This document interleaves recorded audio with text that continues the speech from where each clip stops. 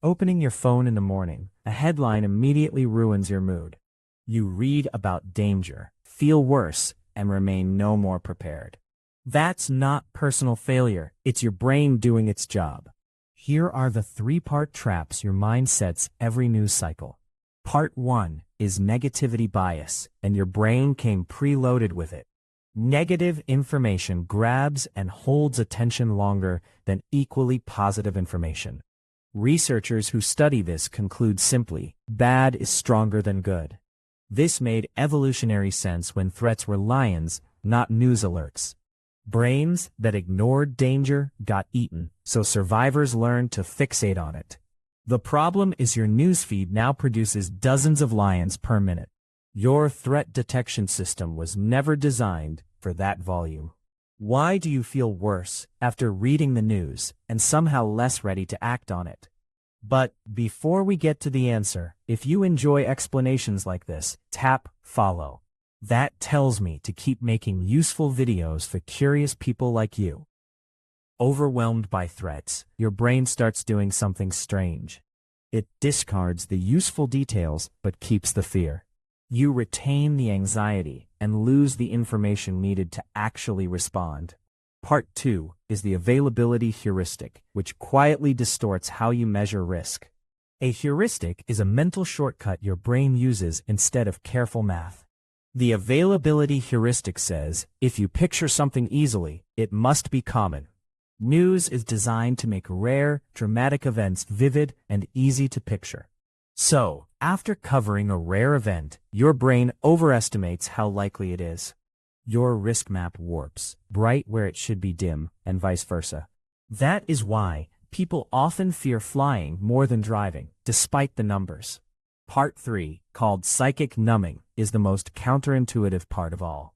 When threats pile up daily, your emotional response actually shrinks rather than grows. Your brain essentially gives up on fear and goes emotionally quiet instead. We feel more for one clear victim than for thousands of abstract ones. Big numbers are hard to feel, so your brain simply stops trying. More news exposure to suffering can actually reduce motivation to act. The result is higher anxiety paired with less drive to help. Here is the counterintuitive twist that changes how you should think about this.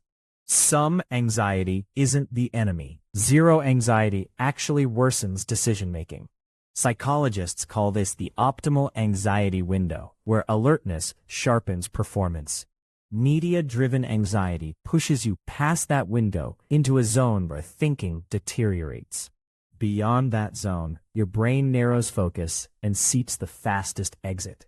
That fastest exit is usually more news scrolling, which restarts the whole cycle. Recognizing that loop exists is the first step toward breaking out of it. Here is the one concrete habit shift this video promised you. After scary news, write one specific action you could take. It need not be large. Even saving a resource link counts. Research consistently shows a specific plan reduces rumination more than general worry. That action moves you from the panic end back toward the optimal zone. It also fights psychic numbing by making the threat feel specific and human-sized.